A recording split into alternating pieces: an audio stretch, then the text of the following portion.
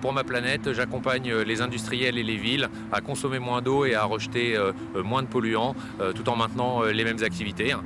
Nous avons eu cette idée avec mon associé cofondateur en 2015. Alors la Nouvelle-Aquitaine va être effectivement la région de France qui va être la plus impactée par cette problématique de stress hydrique. Aujourd'hui, il manque environ 250 millions de mètres cubes à l'année, principalement bien sûr pendant la période estivale, et que la tendance pour 2050, ça va être une augmentation de ce stress à hauteur de 1,2 milliard de mètres cubes. L'eau, vous en avez besoin tous les jours de l'année en quantité qualité. Et si pendant un moment, à plusieurs jours, vous manquez de cette eau-là, votre activité va non seulement s'arrêter, mais éventuellement ne pas pouvoir redémarrer.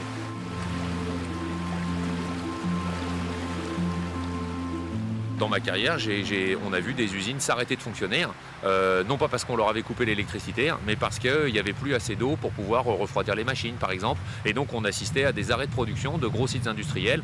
Au départ, pas en France, plutôt dans des zones de stress hydrique, mais c'est-à-dire Moyen-Orient, etc. Mais on assistait à des outils industriels qu'on était obligés d'arrêter parce qu'il n'y avait pas assez d'eau.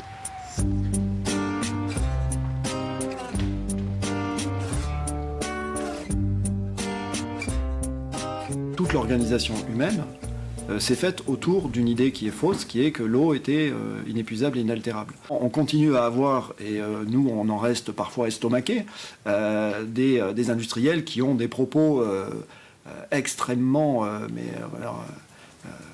hallucinés sur la problématique de l'eau, en disant par exemple l'eau c'est un dommage collatéral, ça existe encore, et des grands groupes.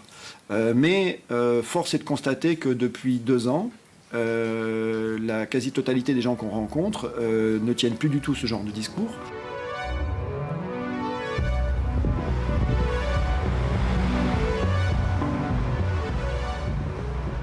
On a une chasse d'eau, c'est très pratique, ça permet d'évacuer tout un tas de choses et que indéniablement tout ce qui va être produits chimiques, peinture, médicaments ou autres rouleaux de papier toilette qui est un déchet sec, il ne faut surtout pas utiliser le réseau d'eau usé. Et mes enfants ont appris à l'école maternelle à trier les déchets et eux ils ne font jamais d'erreur et ils me reprennent, moi et ma mère, quand on se trompe, parce que pour eux trier les déchets c'est juste normal, c'est la vie normale de trier les déchets. Et bien très certainement que bientôt dans les écoles maternelles on apprendra que l'eau est un bien très précieux et qu'il faut qu'on y fasse tous beaucoup plus attention.